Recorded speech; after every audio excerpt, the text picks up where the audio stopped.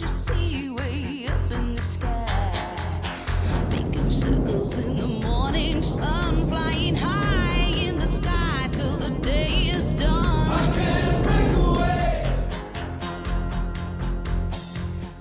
Like a child in his fantasy, punching holes in the walls of reality. All my life I wanted to fly, but I don't have the wings, and I wonder why. I can't Break away.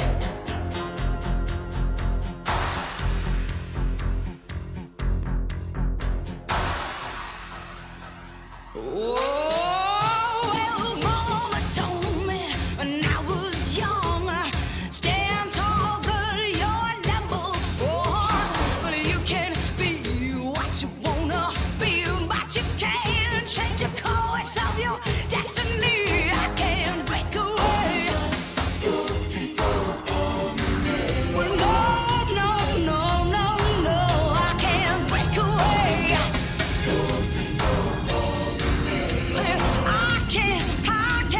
I can't break away.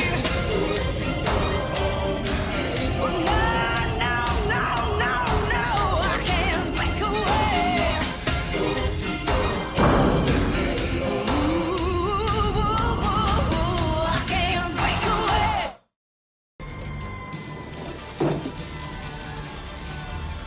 Greetings, my excellent friend. Greetings. Welcome back after an unexpected 2-week break. We had an expected 1-week break in there, and then work decided to make it 2 weeks. So apologies for the delay in getting to episode 1.32. You're talking about everyone's on the Fighting Dandies already. Just gonna put in that. We'll get to it, but it's one of 3 names for the group. It's probably the least used of all the names, but we had a 2-week layoff simply because circumstances dictated I had to take the second week off due to a pretty significant outage at work. And we have some stuff to talk about before we get into the episode proper tonight. Yeah, the directory's still a year off, basically. Well, it'll be like a half year off at the end of this episode. But first things first. Tonight's a weird episode because there are topics which need covered that require the entire length of a normal 2 to 2.5 hour episode. And that's not what we're going to talk about tonight. Tonight is, as we kind of let out of episode 1.31, we have to do a little bit of setup. And as opposed to when we started this whole thing, we needed almost 3 hours to do setup. We don't need that for this. I only have about 8 pages of notes to kind of transition us out of Thermidor. And it's an opportunity as I evaluated things. So the plan for this evening is to go through this setup to kind of, this is the immediate aftermath of the Thermidorian reaction, where things kind of go. And then we're going to stop. We're going to stop recording and then start a new recording because we're going to spend some time going over some current event stuff. But how we got here is a part of that. Like, historically, what the heck is going on in Ukraine? There's a lot of conversations between 1 or 2 or 3 people that are happening, and I felt that it was a good thing to kind of explain why things are happening the way that they are happening, and then to also engage in a conversation with you.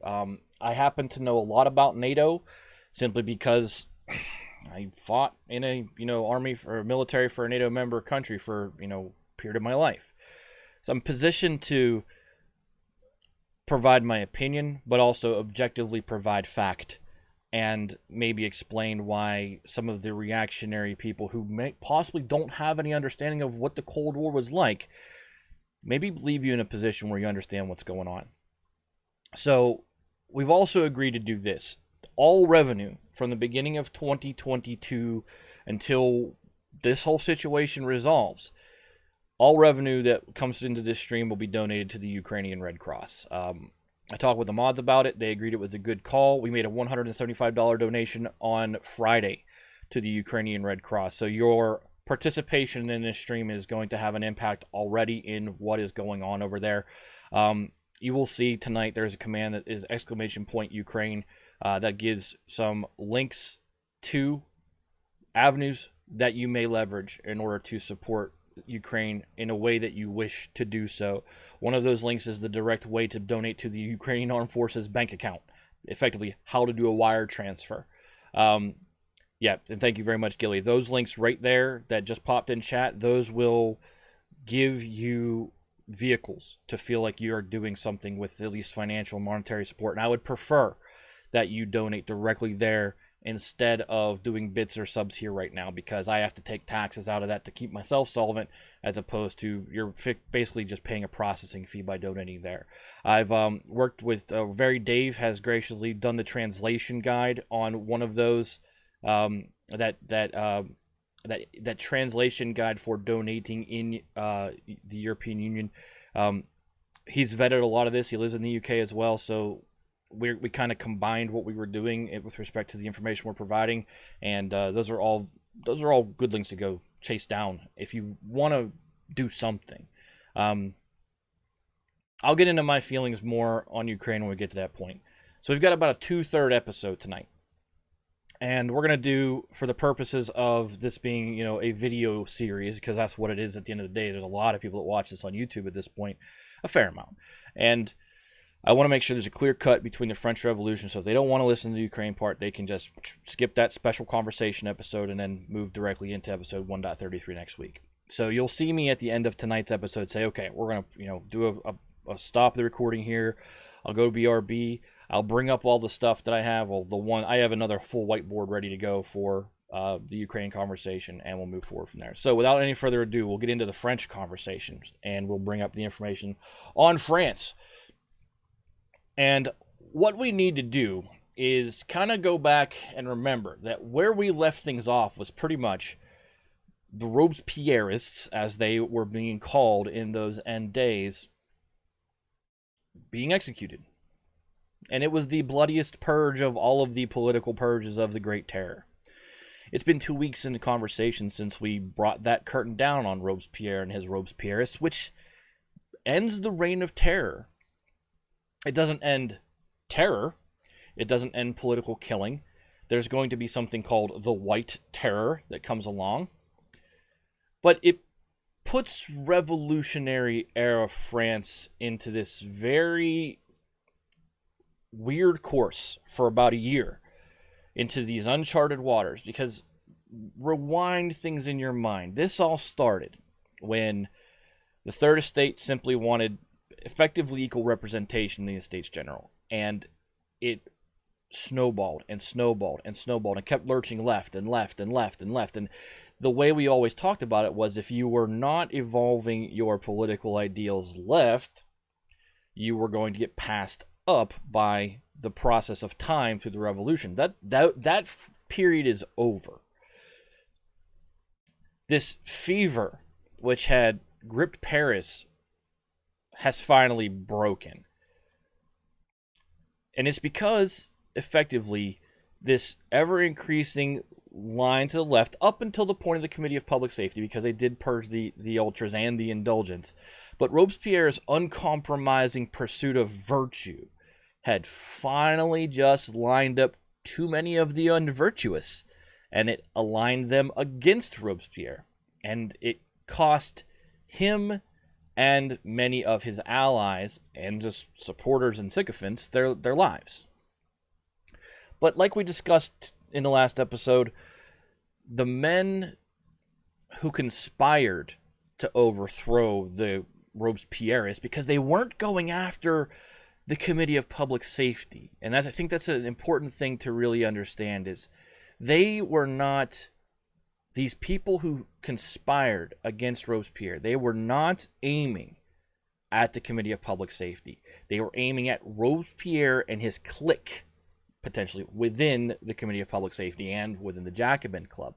So they didn't have any shared ideology to go, yes, Robespierre and Saint-Just were simply the guys that were likely to murder you if they didn't like your politics. But these guys had literally been scheming to survive one more day, and they had no plan for the day after that one more day, when they're, that Robespierre-less next day. They didn't know where they wanted to go. They had no plan. They had no philosophy. There was a general sense that, the terror needed to come to an end because it had gotten out of hand. Even a lot of the people in Paris were just afraid to speak out against it, even though they felt it had gone too far. We talked about, no more children and things like that. But other than that particular goal, end the terror and end the threat of Robespierre, the men who led France after the fall of Robespierre, who are collectively dubbed the Thermidorians, because that's the event, so they're kind of all under that label, they didn't have a formal program to move forward. They had no thing to take into the convention the next day and say, and now that the madmen are gone, let's enact these things in order to return us to sanity. They didn't have that. So the revolution had gone right back to moving forward without that exact theory or precise rules of conduct that Robespierre lamented against and then suggested was the need for the consolidation of power under the Committee of Public Safety. So, to begin with, it wasn't even really clear what the immediate impact of liquidating Robespierre and his supporters would be, right? It was literally that black and white. That guy is going to end up killing me, so we have to kill him first. And they didn't even evaluate the second domino that was going to fall after that one fell. For a few, especially on the Committee of Public Safety, there was this assumption that it would have little actual impact on the, real structure of government. This whole committee system, they basically reacted before an action. I'm not sure what you mean by that. The Rocket's question in chat. So the Thermidorians basically reacted before an action. They proactively acted before they were acted against. And again, if you'll recall, there was this broad conspiracy brought forth by Robespierre to the convention that had a lot of specifics about the finances, but not a lot of specifics about the individuals. And that was the alarm bell, right? Because that was, he could basically throw anybody's name in that hat he wants just to, as an excuse to kill them. And the proactive action on the course of the Thermidorians was, we're going to have to kill him before he puts our name in that hat. Yeah, and I don't even know how long-term the thinking really has been at all during the French Revolution. It seems to be very reactionary to this point. They're reacting to the Federalists, reacting to the war, I think going to war was a proactive measure, although crazy. But I think a lot of times it's reacting to the threat of populist insurrection on the streets of Paris, and not so much about we want to get to, here's our 10-year plan about how we want to enrich the lives of our citizens. It really was about the cynical consolidation and protection of power, especially by those in power. But again, there were a lot of people, and especially the surviving members of the Committee the Committee of Public Safety, who thought, okay, well, Robespierre's dead. Those are just empty seats to fill. And it stems from because the committee system, like, it's not just the Committee of Public Safety. We know about the Committee of General Security. There's other committees out there. There are not as many as there are about to be. But this committee system had already survived a number of purges, including the purge of the indulgence, which had resulted in one of the sitting members on the Committee of Public Safety, Marie-Jean Hérault de Seychelles. He was part of the indulgence that were rounded up with Danton and executed. So that was an empty seat that had to be filled. And a lot of people felt like that's where this was going to land too. Like, oh, there's, Saint-Just and Couthon and Robespierre are gone. Well, those are 3 empty chairs we have to fill in the Committee of Public Safety. So it was basically in their minds, didn't the deaths of Robespierre, Couthon, and Saint-Just just mean that all that had to happen was you just need to hold a vote on the convention to fill these chairs? Yep, pretty much. Well, that was an interesting Thermidorian reaction, fellas. Let's just go ahead and fill those chairs. It's not going to shake out that way, right? It's the wind had changed at this point, because think about who's dead. The Thermidorian reaction is always viewed through the lens of, and I'm way off script here now, but the Thermidorian reaction is always viewed through the lens of the death of Robespierre, Saint-Just, and Couthon. It's always very tunnel vision viewed that way, as this major turning point event. But think about what had happened during the last year, and it really is the period on a sentence, or I'd say an exclamation point on the sentence, of 1793 into the summer of 1794. First, the Girondins are gone, executed. Brissot's in that group, who was the ringleader taking France to war, and then the ultras are taken out. And there were some few notable leaders in there, but then you come back to the indulgents are taken out, and that's Camille Desmoulins, that's Georges Danton. Those are the last surviving big revolutionary leaders, because Lafayette's gone, and all the remaining assembly, or not assembly of notables, but the society of gentlemen, nobles, they're all gone. They've all left. So there's no figurehead, seasoned individual to look to and say, well, there's the obvious choice for the replacement of true revolutionary leadership. And true revolutionary leadership needed someone at the rudder who obviously was the person to take control of it. And there isn't anybody. Which is why Napoleon gets involved, right? Because he sees that. He's so smart, he can see it coming from the minute Robespierre is dead. Rocket says, and there's no way they were going to come back because they were still wanted for the guillotine.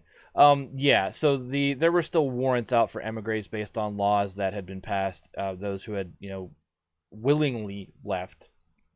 And then there were those like Lafayette who, had actually crossed, who could legitimately be brought up on treason charges because he had crossed an enemy line and defected, who he's still sitting in an Austrian prison. But again, no one knew what was going to happen the next day, pretty much. Once the Robespierrists had been purged in that basically 2 or 3 days, no one knew where things were going to go. Yeah, we say poor Lafayette. I'd say this. If Lafayette hadn't crossed the line, he'd be dead. There's no doubt in my mind the man wasn't going to leave France behind. If he had turned around and faced the convention, he'd have been guillotined. So it's crappy that he has to sit in a Prussian, and then an Austrian prison for a fair amount of time. Yeah, he didn't belong, but he's a political prisoner on top of being a prisoner of war. But the alternative is that he was dead.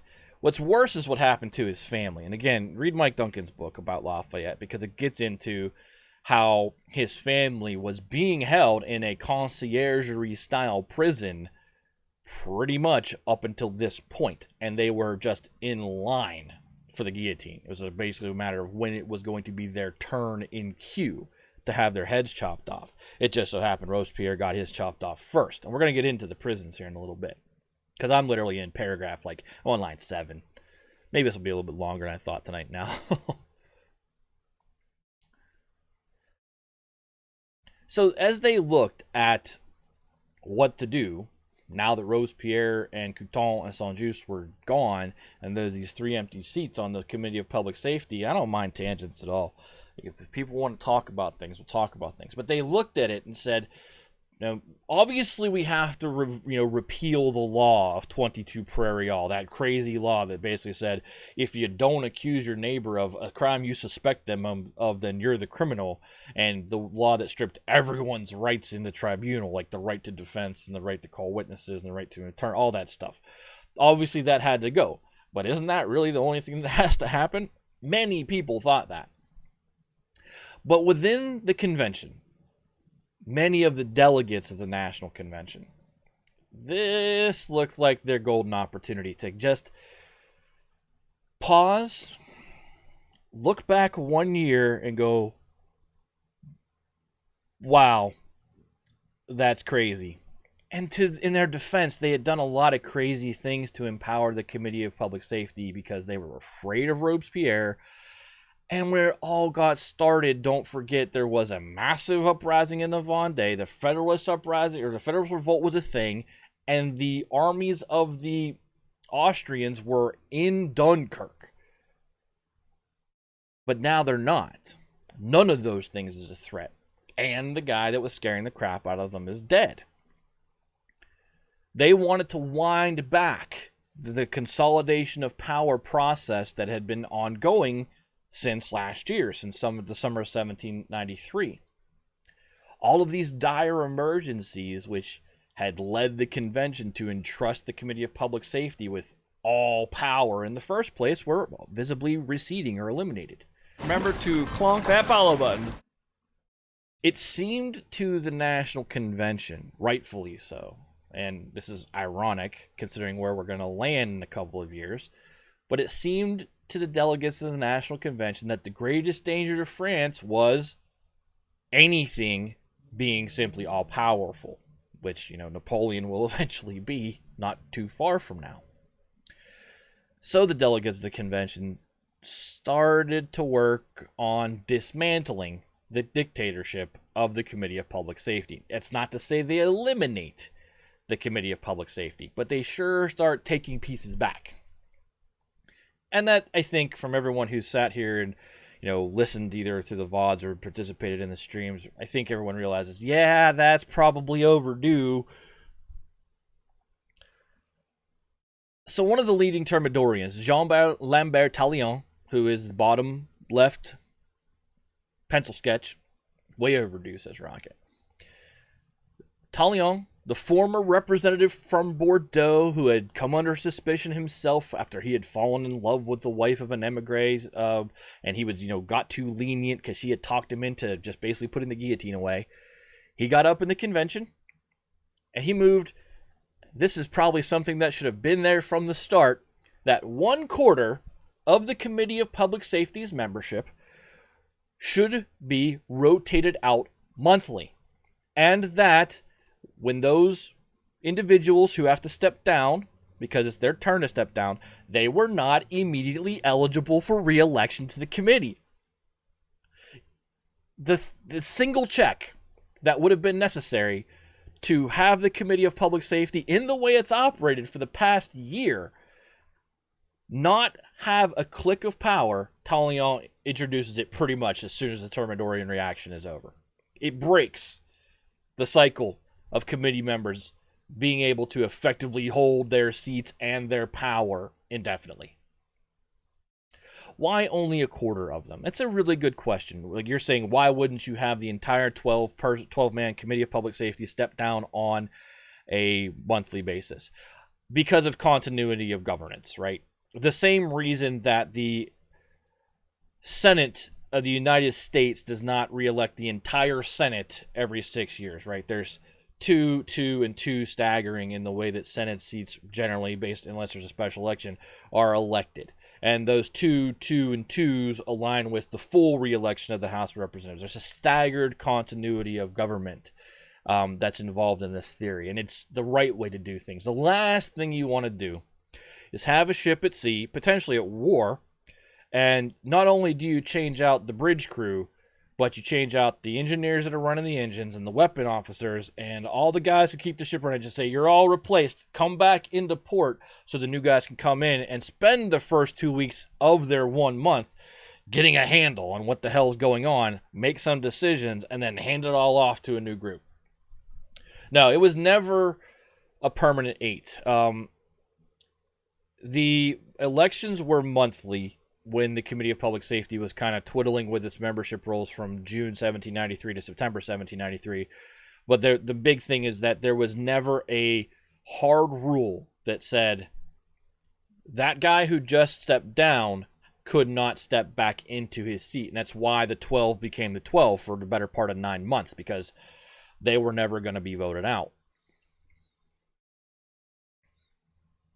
This change, this proposal, which was approved from Tallien, excuse me, it made sure that no one man and no clique of men within the committee could hoard power for too long, right? Because if you're stepping down a quarter, that's 3. So within the course of a year, 3 of the people that may have formed a clique, like Couthon, Saint-Just, and Robespierre, they'll be out of there.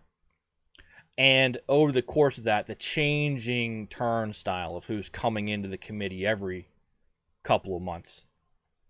Actually, it's every month. Quarter every month. So it's actually 4 months. Sorry, my math is wrong there. I reversed the proportion in my head. So every 4 months, these guys would have to step down. It's just impossible in that amount of time with that rotation of personnel, that constant flow of new ideas and new personalities to form hard, rigid alliances within a structure like the Committee of Public Safety. And then, of course, Talleyrand was elected to fill one of the vacancies on the Committee of Public Safety. And once he got onto it, once Talleyrand got onto the Committee of Public Safety, he didn't seek to consolidate his power. He basically started unbolting it from the inside. He just started weakening it and undoing all of its parts from the inside out. Gilly says, and it ensures that any power they do obtain is guarded, because when your next term ends, you might find potential enemy has it next term. Yes, the great parallel here is the Roman consul system. The Republic in Rome, before there were emperors, before Augustus Caesar came along and got the Principate going, the Republic for hundreds of years was run on a 2-consul system, 2 executives, 2 co-equal executives, and they were basically elected to be generals of the army, but they were also the heads of state. Except they only serve for a year. So you have a head of state who has a co-equal head of state, and they could veto each other. And at the end of the year, they both stepped down at the same time, so 2 more could stand up. What would have made more sense is if they staggered that.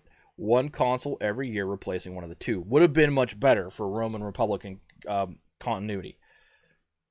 Also would have probably meant Julius Caesar would not have faced jail charges, which is why he decided to cross the Rubicon, but that's a whole other story. So Talleyrand gets on the Committee of Public Safety. He's elected to this newly reformed committee, and he decides with his allies in the convention itself that they're just going to start unbolting it. They're going to start undoing it. And the first step to that, of course, was to end the Great Terror. So on August 1st, the reformed committee, so this is not very many days after Thermidor, which is at the end of July. On August 1st, the Reformed Committee of Public Safety recommended that they repeal the law of 22 Prairial. The thing that is interesting here is that they recommended repealing the law. It was not a direct decree, as had been the norm under Robespierre. Robespierre or Saint-Just would just walk down the convention and say, this is what the committee has decided, and yeah, the convention would vote, but they knew if they voted against him, they were in trouble. This came down as almost like a blue ribbon panel. We suggest to the convention that the law of 22 Prairial be repealed. And then the convention voted overwhelmingly in favor. No doubt with a great deal of relief, by the way, that they had all managed to live to see this day. And then on August the 10th, so 9 days later, in order to make this change stick, the convention, not the committee, the convention, reformed the Revolutionary Tribunal. Hey guys, it'd be cool if we didn't have our countrymen being secret police against each other, don't you think? Or coercing the populace into conspiratorial ideas because they're so afraid of missing something. But yes. But again, on August 10th, not the Committee of Public Safety, but the convention as a full body reforms the Revolutionary Tribunal. Those who had been complicit in the terror's execution at all levels of the tribunal process were forced out, and they were replaced by a cohort of more reasonable men. And these new leaders of the tribunal were instructed, this is the important part, to convict defendants only if counter-revolutionary intent could truly be proved. Like with evidence and everything. And of course, with this being nearly impossible, to have evidence, fair trial, whoa, no way. But the people who actually were conspiring out there weren't stupid. And it was really impossible to convict an actual conspirator unless they were complete idiots. The rate of conviction across France nosedived. To give you the idea about how quickly it nosedived, in July 1794, there had been 935 executions in Paris. In August, there were 6. For the rest of 1794, only 40 more people would be guillotined in Paris. So 46 total people died in Paris as a result of the tribunal and the guillotine after the Thermidorian reaction, as opposed to 935 in the month of July alone. This is why you can say, just a slight drop, but this is why you could say that this is the end of the Great Terror, because it was really quick how fast it stopped.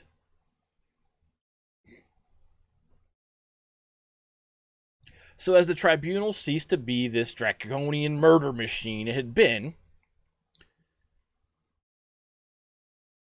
the convention turned their attention to the overcrowded prisons. Now, the Law of 22 Prairial had effectively caused a prison overcrowding problem. And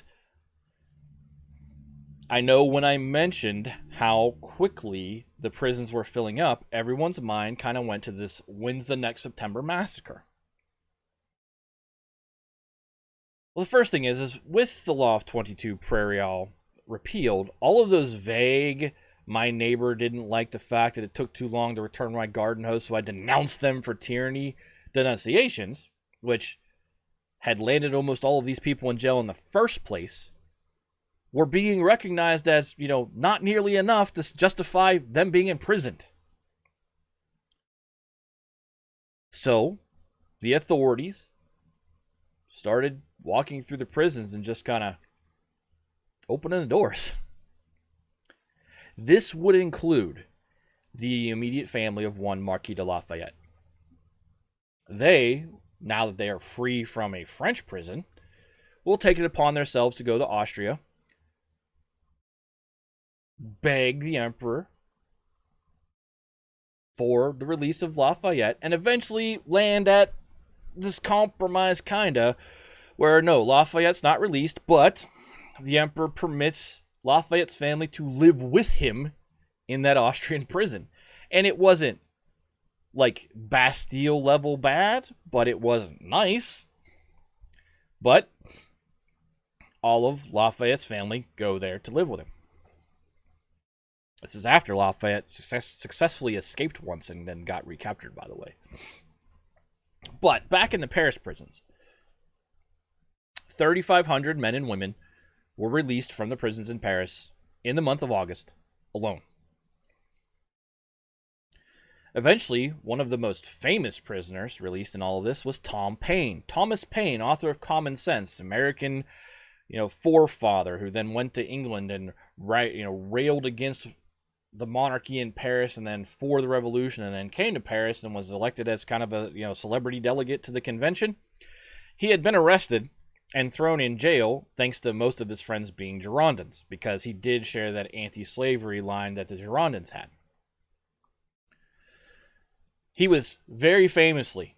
Tom Paine was very famously slated to be executed at the end of July 1794 and missed the guillotine blade by literally a couple of days because Robespierre was killed before he was.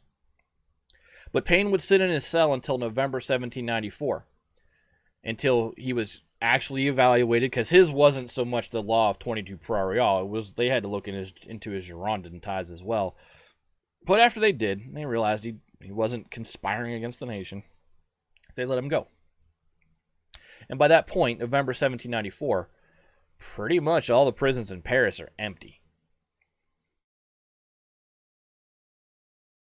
Now, out in the departments, it took a little while, because there's no internet, right? There's no phones. It's all word of mouth or traveling by, horse messenger.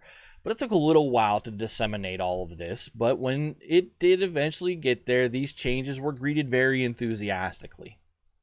SMS, dude. For the most part, you'll recall the terror had kind of been transferred to Paris when the tribunal process had been completely transferred to Paris underneath the Committee of Public Safety's direct oversight.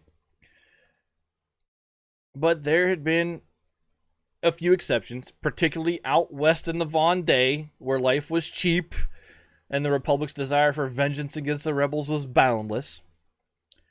So just as the last spurt of the terror took place out in the departments over July and August, there were about 300 final victims outside of Paris in the Great Terror. Hello, history fans! What's up, Mads? Thank you very much for the resub. I have no idea why that's not showing. That's awesome that it's not showing. But I'm not too concerned about it either. Thank you very much for the resub. So 300 people kind of out in the departments as news of the end of the Great Terror manifested for them out there. They, finished probably some vengeance killings, but it did come to an end. Yeah, that overlay is just not showing. That's interesting. Give me a second here. We all know Fix is always listening. Interesting. Why is that not showing up here? No, Bill and Ted History, it's there. I don't know why. I'm sure I messed up something somewhere. I bet I know what it is. Nope, it's there. I don't know what it is. We'll figure it out later. It's Firebot or OBS, given the rush release of the current OBS. I'm inclined to blame OBS. Probably. Well, we'll move on past that because it's not. I can still see it and still say thank you. By the way, as well, thank you, Terry and Manny, for your resubs. Manny at 10 months. I'm sorry, Manny did 10 gift subs in there. How did I miss that? Terry, 1 month additional at Tier 1, 19 months total. Thank you very much. But anyway, get back to the point here. So this last spurt of the terror takes place out in the departments. 300 final victims. By September, every department was given a new representative on mission. And that new representative on mission was forbidden to stay longer than 3 months. So they could go out there and do their job, but they had to come back. And they all left for their assignments with orders to not terrorize, but to dismantle the entire apparatus of the Great Terror. And then local Revolutionary Watch committees were put in place. And like in Paris, all of these departmental prisons were pretty much emptied. So with the threat of the terror lifted, and all these ex-prisoners and their friends out there, they started to get together. And they started talking pretty, bitterly about how they had been treated, with their friends. And what had just happened to them. And how it was unjust. And as we move forward into a post-Robespierre Revolution in the future episodes to come,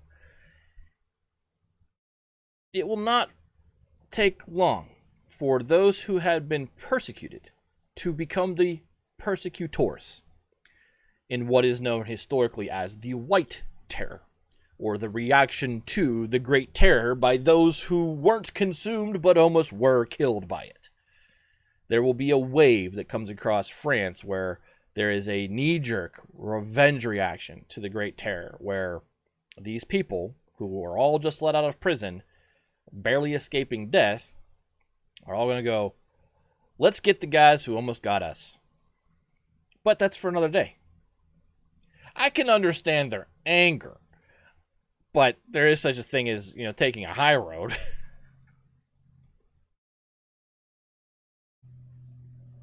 Lafayette did not roll back into France at one point and say, who treated my family badly and murdered them, as another example of how to conduct yourself.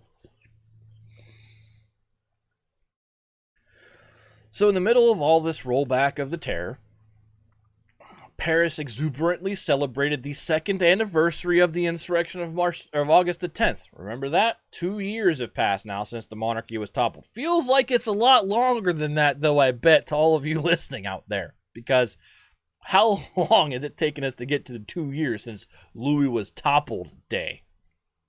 A lot of episodes. This celebration of the second anniversary of the insurrection of August 10th was in marked contrast to another anniversary which had just come and gone without much notice in the capital. Because in July, on July 14th, 1794 to be exact, that was the 5th anniversary of the fall of the Bastille. But under the shadow of the Great Terror, the day was too associated with disgraced former revolutionaries like Lafayette, to say nothing of the executed king, for anybody to want to have anything to do with July 14th or acknowledge it as anything special, which is, again, ironic because today it is celebrated as basically French Independence Day. Puts all that in contrast, right? Why wouldn't the French want to celebrate August the 10th as their Independence Day? Oh, because it led to the bloodiest period in their history. Domestically, that's right. I'm sorry. That's probably why. So, Bastille Day doesn't get a nod during the late 1790s at all. But August the 10th does. There were a few fraternal banquets that were held in July 1794 to celebrate the 5th anniversary of the fall of the Bastille. But those who attended and partook of those celebrations, they did so at their own peril because they were doing it under the guise of the law, under the shadow, the specter of the law of 22 Prairial, where, what are those guys celebrating over there? Oh, well, they're obviously monarchists if they're celebrating the fall of the Bastille, which the king oversaw the parade for. We should tell on them. That was the idea. So not that many people attended, but those who were watching certainly were writing down the names of those people who were attending those, internal kind of private fraternal balls that were celebrating the 5th anniversary of the fall of the Bastille. So though there was little of any official pageantry, the convention didn't do a Robespierre and say, we're going to have some ridiculous effigy built in some big ceremony. None of that happened. They just let it go. But it's the people. The people of France are the ones who said, let's celebrate August the 10th. The capital really spontaneously decided to throw itself a citywide party on the second anniversary of August 10th. No doubt part of this jubilation was the removal of the specter of the Robespierres from their lives. And I do wonder if Robespierre had died in June, would July 14th have been celebrated instead of August 10th in this way? But effectively, the private sword of Damocles in everyone's home, and for those that don't know what the sword of Damocles is, it's not what it says in Rome. Rise Son of Rome video game does not get the sword of Damocles correct. It's the notion that those who sit on a throne or any chair with any sort of power are always under this sword that hangs from a thread that can be easily cut at any time and kill them. And the idea here is that there is a sword of Damocles sitting on a thread above every single person in France over the past year, where at any point, breathing the wrong way could get them denounced, and then that sword would fall. So that sword of Damocles has been hanging over their heads for the last year plus, has all been cut down and thrown away. The terror was over. And so, on August the 10th, the second year anniversary of the insurrection of August the 10th, they all collectively just decided they all really needed a drink. So we'll take our first break there. We're on good pace. We're going to get more out of these 8 pages than I thought, thanks to some of our tangents earlier. Don't forget that we're going to do a kind of a split tonight. We'll be recording 2 episodes, and we'll be talking about Ukraine at the end of things tonight. So if you're interested in that conversation specifically, make sure you stick around. But for the meantime, get up, walk around, stretch your legs, get some air, all that stuff. I'll be back in a few minutes, and hopefully you will be too. I'll talk to you in a few.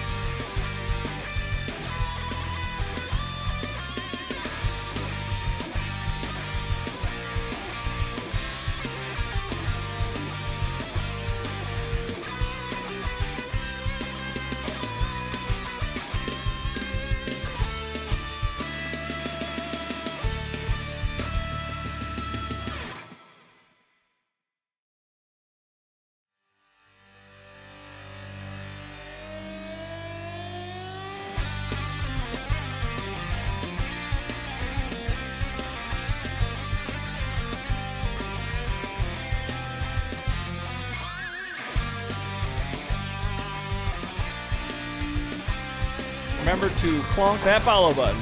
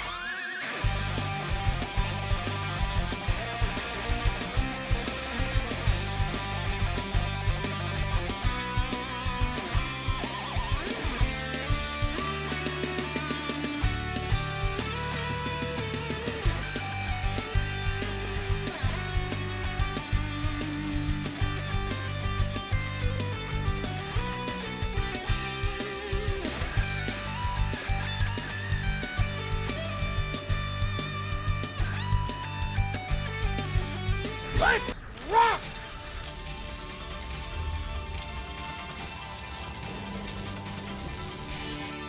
Welcome back, everybody. Took a look at the overlays during the break, and it was just like, nope, these are configured right. So Gilly's probably spot on. There's probably a disconnect between the bot and with the Twitch API changing over the past week. Thanks, Arky. So, with the terror being dismantled across France over August and September 1794, really, the convention then also voted to reorganize Richie Cranium with the raid. Thank you very much. Even though the alert didn't play on the screen, it did play in chat. Thank you very much, Richie. Welcome in. And for those of you that don't know who I am, coming in with Richie, this is Fixer's Heavy Metal History, and we're in the summer into the fall of 1794 in Revolutionary era France, talking about the end of the Great Terror after the fall of Robespierre. So if you like history, hit the follow button. But again, going into the fall, now that the terror was being dismantled everywhere across France, the convention decided that it was time to vote to reorganize all of the committees, this whole structure of committees that was kind of running the government. The Committee of Public Safety was stripped of its omnipotence over the entire governmental apparatus. But it was not abolished completely, as I alluded to earlier. It wasn't destroyed. It retained its jurisdiction over two things: foreign policy and war. Because these are the two things that everyone could pretty much agree had been doing a really good job at, right? Look at where things were before the Committee of Public Safety came along and where they were now. And no one viewed the reaction to how the war was going badly, nor did they deal with how France was handling its, foreign policy badly. Even though there was kind of a quiet, little pseudo-war with the United States going on at this time at a naval level, but we're not really going to get into that. But there was a quiet, undeclared war between the two countries occurring.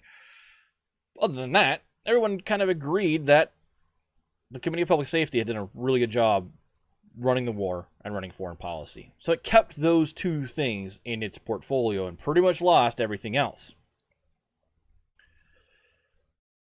The rest of the Committee of Public Safety's powers were then divvied out to 16 newly formed committees that would each have its own jurisdiction over this or that little aspect of policy which the Committee of Public Safety had in its entirety. Yeah, I'm not too brokenhearted about that either. I assume you mean the quiet war that no one ever gets taught about between France and the United States. I can get into that if you want. We could do a supplemental on that. It actually involves it'll involve Talleyrand a little bit, but anyway, the Committee of General Security, the National Police Force, was also kept around as a National Police Bureau. It was, again, a role in which it had been functioning very well. But its powers were reduced, and its membership had this monthly rotation introduced to it, just like the Committee of Public Safety had done to it. The general administration of law and justice was then invested in the Legislative Committee. And this legislative committee was not new. It had been around about as long as the other two committees had been along, the two big ones. But it had atrophied into nothing in the summer of 1793 when basically all of its power had been handed over to the Committee of Public Safety. It was invested with greater power, the legislative committee, and rose up to stand alongside public safety and general security as the main committees of the Thermidorian Convention, which is what we're going to call this year, where the convention continues to exist in a post-Robespierre Thermidorian reaction era. It is the Thermidorian Convention. But there was a limit to how far the convention was willing to go with all this reform. Because the political situation in Paris had become really muddled, right? I mean, no one really knew where the ground was after Robespierre was gone. And the delegates all quite rightly feared that if they went too far into reform land, it would spark another populist insurrection. They didn't know the beat on the street well enough to say, let's roll back the clock several years back to when the sans-culottes were actually pretty pissed off. So they were judicious and cautious about how much they decided to undo. Example, when someone moved on August 29th, that the more radical delegates of the convention who had been really, really involved in the Reign of Terror, there was a motion to indict those people on criminal charges. The convention said, nah, let's not do that, even though maybe there probably were a few murder charges in there, or conspiracy to commit murder charges in there. The convention was like, nah, Robespierre and the Robespierrists are our scapegoat, and we're not going to do anything about those guys because the street might come for us if we do. And then this is where I'm talking about that cynical approach to how things went after Robespierre. We talked about how the Directory will be very cynical. It finds its roots in how France reacts to still being pretty scared of the street. And another utterly cynical bid to convince the Paris street that the Thermidorian Convention still carried on the legacy of the revolution, they decided to disinter the Comte de Mirabeau from the Pantheon. And we talked about this way back. This is when it actually happens. They took the Comte de Mirabeau out of his, place of pride in the Pantheon, and these are the guys who then order him to be replaced by none other than Jean-Paul Marat, who they had to dig up and then put in Mirabeau's place, so that the friend of the people could be given the pride of place in the Pantheon, because we absolutely carry on the legacy of the revolution.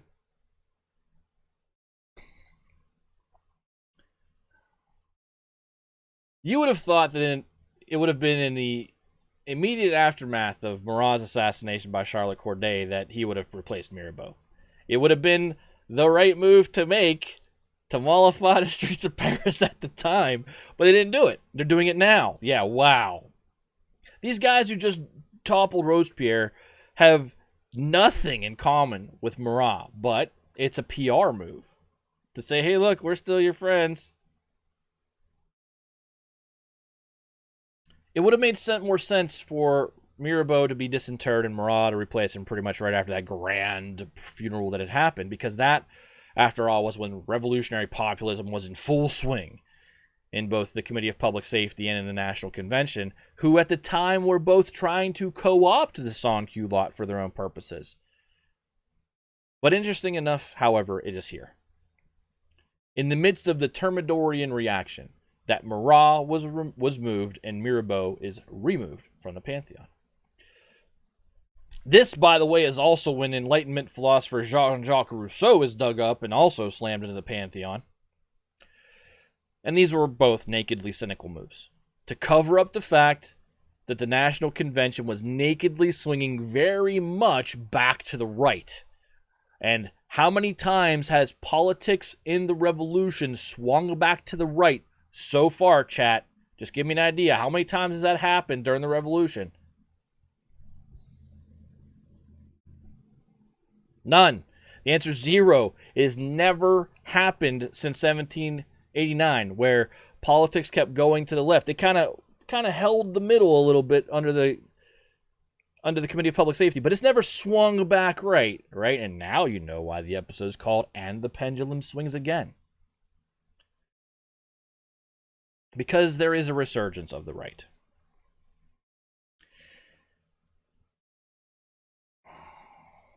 Still, it's not like the left-wing populists and remaining Jacobins couldn't see where all this was heading, right?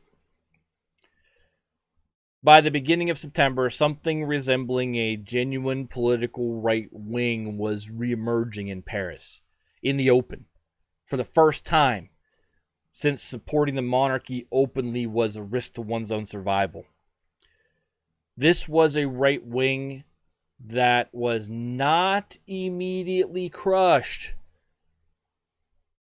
For the first time since revolutionary era began in 1789.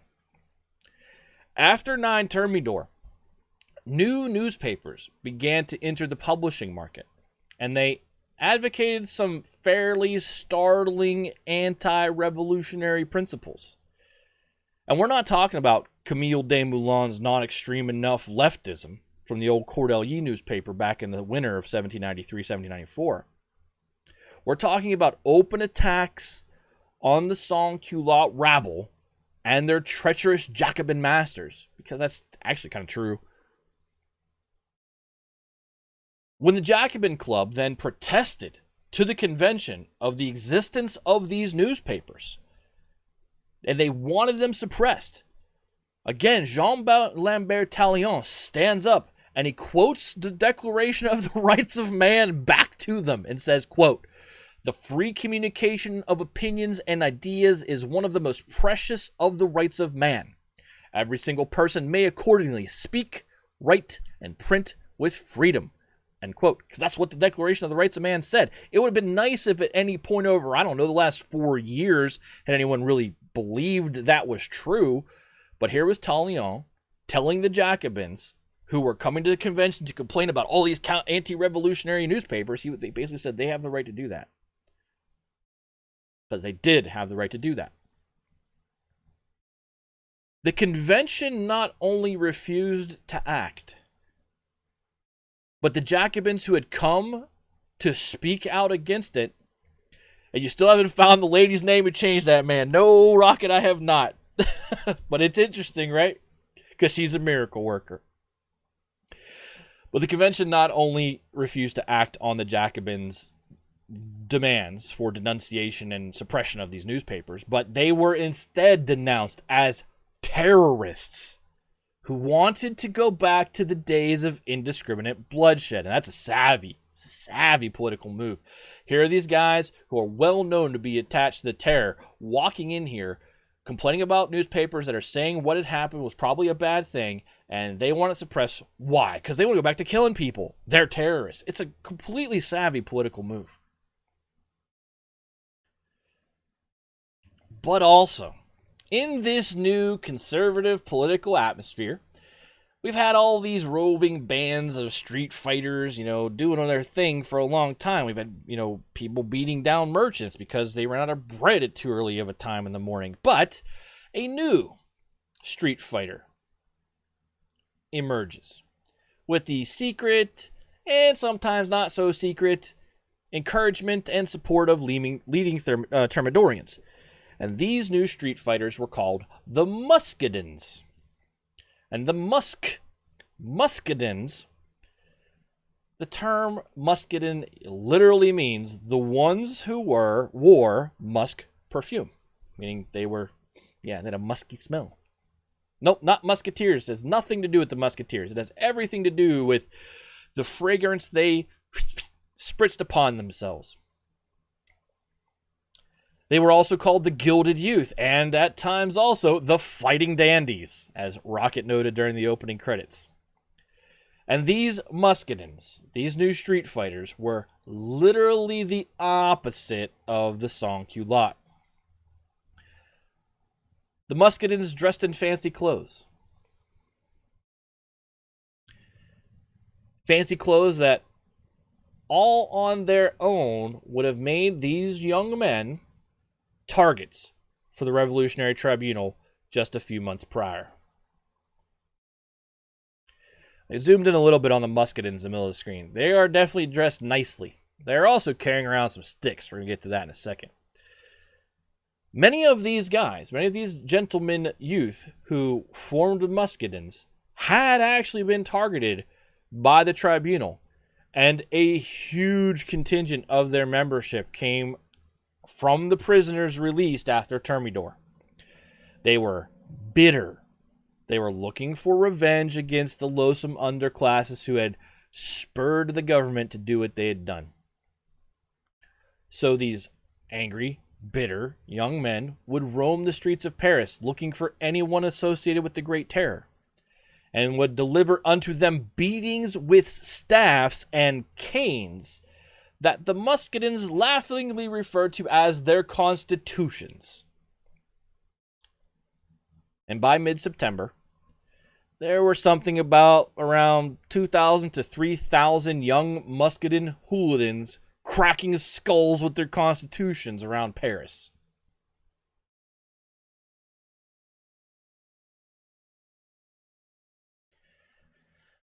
So when these vengeful young men appeared on the scene, their good work was applauded and encouraged by a convention delegate, journalist, and former representative on mission named Louis-Marie Stanislas Fréron. He is upper right corner. Fréron, though, was not satisfied with mere cheerleading of the Muscadins, and in no time he was actively coordinating their activities. Now, Fréron had, wait for it, he had once been a radical Jacobin, and now he wasn't.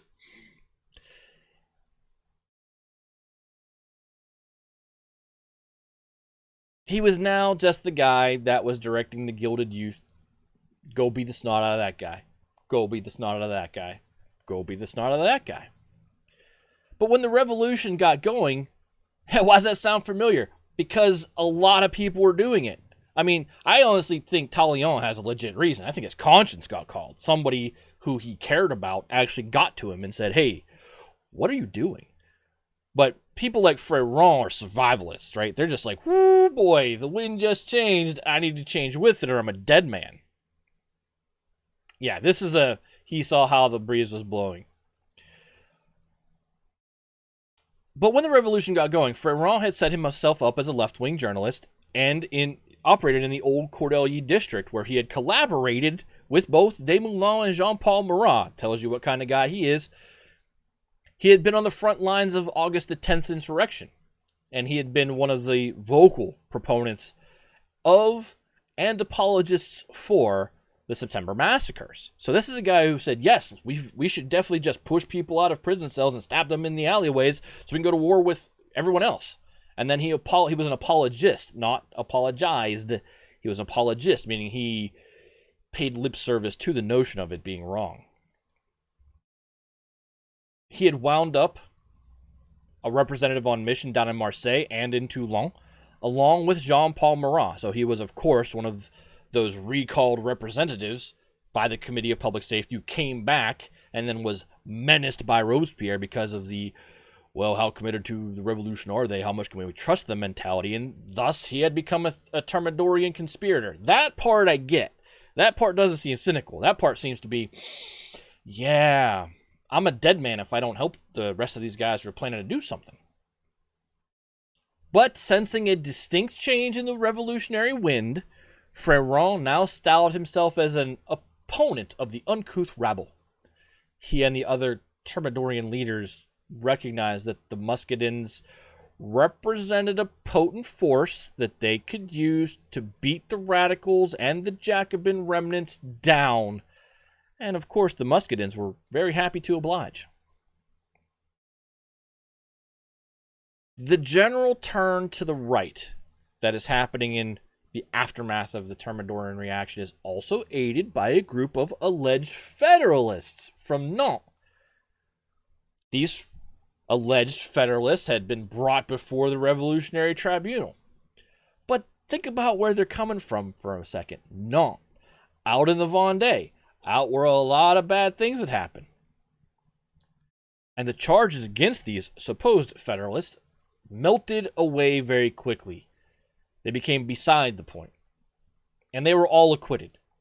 Because the men who were charged brought with them eyewitness accounts of the Republican baptisms that had happened in the Loire River and the other mass executions which had been organized over the previous winter by Jean-Baptiste Carrier.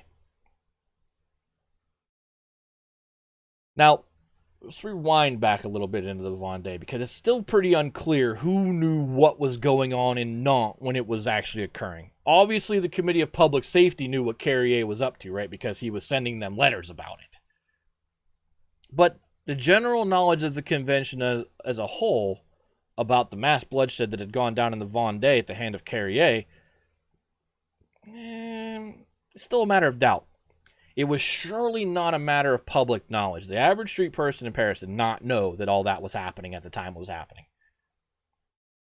But regardless, when all these revelations about drowning people tied together on barges specifically designed to drown them came to light and hit the street in Paris, it furthered the anger against the Jacobins, who are now collectively, as a club of people, being held responsible for all of the horror of the Great Terror. When all this came to light, the convention quickly launched an investigation into Carrier's activities, and they used it as a pivot point to go at the Jacobin Club. The convention passed a law on October 16th that required all popular societies and clubs to post a list of membership, and then forbade all of these societies and clubs from corresponding with each other. Think about that for just a minute and what that means. Popular societies and clubs must post a list of membership, and then clubs could not correspond with other clubs. The first thing here is, this exposes the cynicism of the Thermidorians again. As just a few weeks earlier, Talleyrand had been singing the hymn of the Declaration of the Rights of Man and the freedom of ideas and press and speech. And there is no section of the Declaration of the Rights of Man that caveats any of these rights with, unless when one private organization wishes to send letters to another private organization.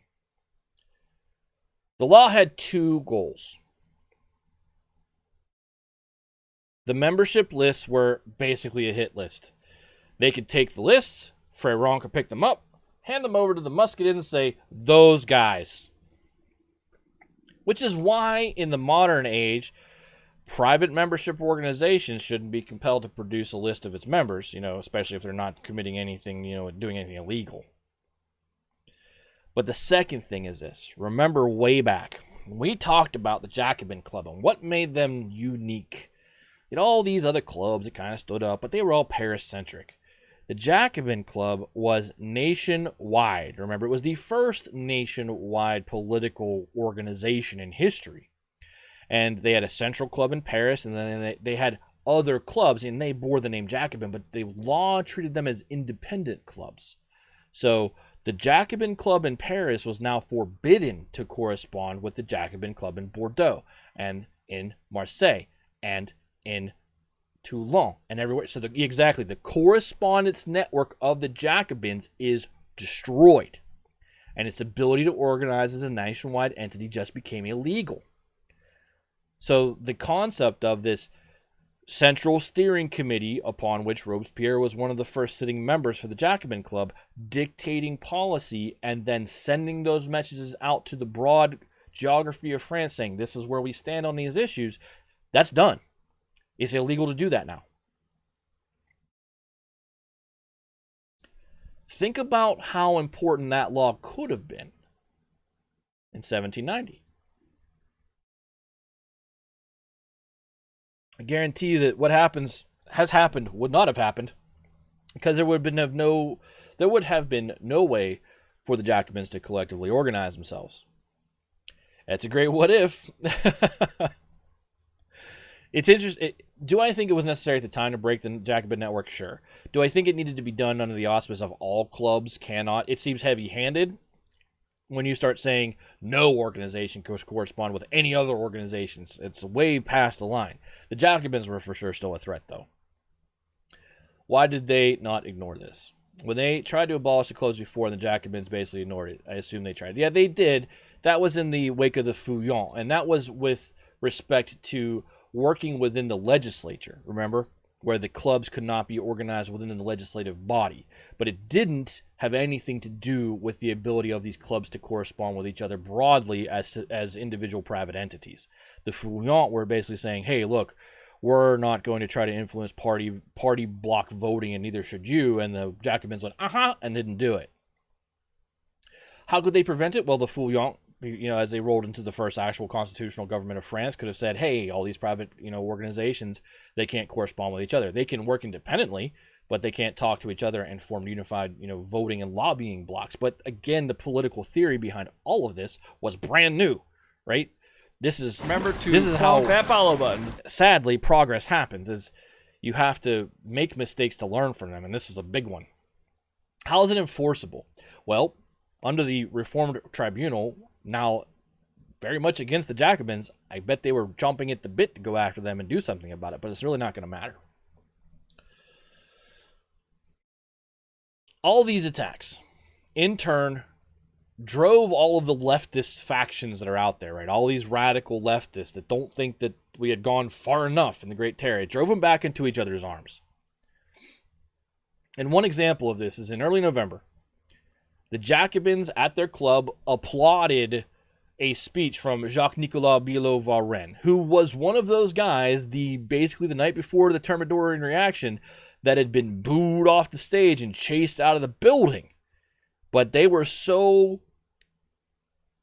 needing to consolidate ranks that Billaud-Varenne, who was a Thermidorian, gave a speech, and they applauded him, where not even 4 months earlier they had chased him out of the building.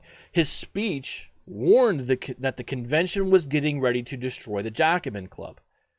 And in this one point of this speech, he was exactly right. Because, and this is why I have this map up, because just down the street, at the Palais Royal, as I bring my notes back over, at the Palais Royal, this very same night that Varenne was giving his speech, a group of Muscadins was gathered at the Palais Royal, which had at one time been the very cradle of the revolution. It was now serving as the home base of the Gilded Youth. They gathered at the Palais Royal and they marched down the street to the Jacobin Club. And I've never really shown you where the Jacobin Club is before, but because it's not clearly indicated. It's indicated now. They marched down the street to the Jacobin Club and they started chucking rocks. So many rocks that they broke every window in the place, shutting down that night's session of the Jacobin Club under a hail of projectiles. And then 2 days later, they went a step further. And they pushed their way into the club. So the Muscadins, it's not us, it's not the National Convention, it's not anybody, it's not one of the delegates, it's these Gilded Youth. Easy to make a plausible deniability case. No, we're not the ones doing it. They sure as heck were directed to go do it, though. But 2 days later, they went a step further, and they pushed in to the Jacobin Club.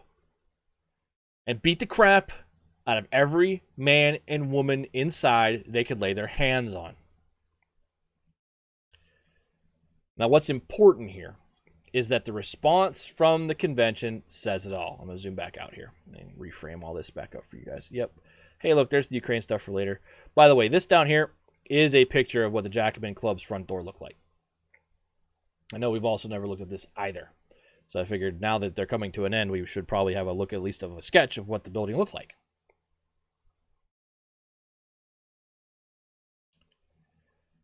But after the Muscadins pushed their way into the Jacobin Club, the National Convention. I feel like I should know the password seeing that door. The response to the convention after the Muscadins push in and beat down all the Jacobins that night says it all. They said the source of the disturbance was not the Muscadins, not these youths, but rather the Jacobin Club itself, whose very existence was now deemed an incitement to public disorder. And so it was on December 11th, 1794, that the Thermidorian Convention ordered the Jacobin Club in France to close. Now, the roots of the Jacobin Club trace all the way back to the beginning of the Revolution. When it first took shape in Versailles as the Breton Club, if you'll recall, which was organizing the other Third Estate delegates who were very unwilling to play nice at all with the nobility. Remember, the Thermidorian Convention, the National Convention, ordered them to close. It was a law passed by the convention that the Jacobin Club specifically had to close on December 11th, 1794. But remember, we just call it the Thermidorian Convention so that you know it's in this period between Robespierre and when the Directory comes along. They said, yep, shut your doors, you're done. But again, remember back to where they came from. When the delegates first started to show up at Versailles, and there was this contingent who had showed up spoiling for a fight. Remember, those were the Breton Club. The Breton delegation had come in and formed the Breton Club. And the Jacobin Club formed out of that. Practically every single major revolutionary leader had at one point or another been a member of the Jacobin Club. Lafayette included. Talleyrand included. Even if most of these leaders were later expelled for being reactionary conservative pigs or departed of their own volition when the actions of the club became too extreme for their taste.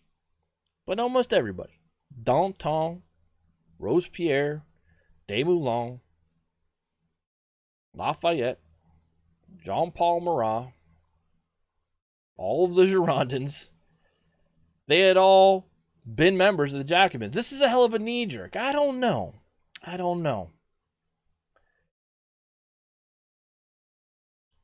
It's where Barnave du Port-la-Met and all the Fouillants come from. It's where Brissot and the Girondins come from. It's where the Mountain made its home base. It had been neck-deep accomplices in all of the Paris insurrections. Like, every time there had been some sort of insurrection from the popular level in Paris, there was Jacobin contribution or even direction or coordination or planning of those insurrections. It had been unquestionably one of the most important institutions of the French Revolution, and through it all, I'll get to these two questions in a sec, Gilly. Through it all, its guiding light and beating heart had been Maximilien Robespierre. And the club which he had dedicated the last years of his life to was not able to survive his death. And the last question I can answer right now. It's not the end of the concept of Jacobinism. Jacobinism is a political philosophy now rooted in the original concepts of what the Jacobins were doing. It will rear its head again in movements such as neo-Jacobinism, and there is a connotation associated to neo-Jacobinism in France, almost like what neo-Nazism is in Germany. We'll also see how a lot of the former members of the Jacobin Club will continue to consort with one another and try, from time to time, to take a shot at returning to power. But they are now officially homeless because the Jacobin Club proper is dead. So to Gilly's questions, this is a hell of a knee-jerk. I don't think so. Can you make the case that the Jacobin Club is where the sentiment for a fully radicalized terror comes from? And I think the answer to that is yes. We've talked about the individuals, but these individuals in the convention were going to the Jacobin Club at night and spouting back out the same things to a much more raucous audience who agreed with them fully, knowing that they had the support of all of these people to do the horrible things that they were doing. So it's not unlike, it's not a great parallel in here, but when you take down something that was as terrible as the Great Terror, and then in the light of, what did you just say happened in Nantes? Holy crap, those Jacobin bastards did that too. I don't think it's that much of a knee-jerk. Yeah, it's like the QAnon of our day. That's a good, except, some of the stuff that the Jacobins were talking about actually was rooted in fact. But I don't think it was a knee-jerk. I think it was a necessary preventative step to make sure that a post-Robespierreist revolutionary France could survive. Because if they hadn't taken these steps to break the network of the Jacobins to talk to each other and then just shutting them down completely, I think that there is just as much a chance that instead of the directory rolling around, there is a more Jacobin-focused government that can resurge to power a year from now when the directory is put in place. And that won't happen because there is no organized Jacobin club. I think it was actually a step ahead of what they needed to do. So this convention just sees this is a constant source of our problems. Let's make it go away forever. Backed by public sentiment. I think yes. They saw it as this is a constant source of problems for France and the people after the revelations of, what Carrier had done in the Vendée. They all went, yeah, that's a problem. And they did something about it. Which you have to say, at least for a change, someone did something about it, right? As opposed to the way in which the political PR game has been played for many years in revolutionary France, where it was all about preserving one's own power. This move actually seems to be predicated from a position of what's really in the best interest of France here. And it was to get rid of the organizational structure of the Jacobin Club. The Jacobins will not go anywhere as a concept, as Jacobinism. It will not go anywhere. There are going to be plenty of Jacobinism agitators throughout Napoleon's era, as well as into the restored Bourbon monarchy and into the July monarchy. I struggle with the musket and hit squad aspect of it morally. Of course, the idea of sending in people to beat down other people, basically you've organized a riot squad that's not an official entity of the government. Yeah, I got a problem with that. If you wanted to bust the Jacobin Club, have the Committee of General Security organize an actual police force. Go in there with the organized decree, post it on the door and say, don't be here tomorrow. And if they are there tomorrow, then go clear them out. That would have been a much more legal way of handling it. But without them, you could not prevent the Jacobins from simply rising up under a new organization with a different name usurping the Jacobin organizational network. That's fair if you'd given them enough lead time. And, to be fair, Varenne was giving them lead time. They just didn't do anything about it, or they weren't given enough time to do anything about it. They had 3 days, including that night, from when he said, hey, they're coming for you, and they actually came for them. So, and again, you can't move at the speed of information that we move because those networks didn't exist. This is all, pen in hand, word of mouth, riders on horses. So, Rex, every evening, everybody. Excited that you could tune in for one of these live again as we end it, because that will be the end of the French Revolution portion of tonight's show, right? We talked about how we're doing a split thing. I still got almost an hour and a half out of 8 pages of notes, but next episode, we're going to take a post-Thermidorian sweep of the frontiers to track the further progress of the French armies and the steady retreat of the Allies. It's important to note. Remember 2 years ago when Jacques-Pierre Brissot said that old Europe could not possibly withstand the might of the fully mobilized French nation? And we all were like, yeah, you crazy-ass warmonger. Well, he was right. Old Europe certainly could not withstand the fully mobilized French nation under the levée en masse and the amalgamé spearheaded by Lazare Carnot. So get ready, because we are probably 2 episodes from a lot of Napoleon. We're going to start his rise in parallel with the Directory, in his initial incursions into Italy, and then sweeping under the Austrians and catching them all by surprise to bring a little bit of peace for just a minute. I don't know if it's going to work. Yep, the overlay is not working, but you got the audio. Avec mes water slide. Still got the audio. I'm good with that. So we're going to take a swing around, give you an idea where the military is, because we've always kind of come back to where's the military, right? That's kind of been our theme throughout the series, as we always talk about what's going on internally in France, and then we go, oh, let's catch up with the war. We're going to have to hard pivot to the war here pretty soon, because we have to start talking about what Napoleon is doing to basically make a name for himself. We will talk about not him, but where the war stands in some depth next week, along with some other topics. So thanks for hanging out for all of this in episode 1.32, kind of giving us some footing to understand where are we now. Now the Jacobins are dead as a club, and Robespierreists are dead literally, and where France is going with respect to revolution. There will be no quiz tonight, because I didn't feel, as I kind of thought through it, I didn't want to do a quiz and then pivot back into a show. I decided I just wanted to do a show. So for those of you that are watching on YouTube, this will be the end of the episode, and I thank you for tuning in.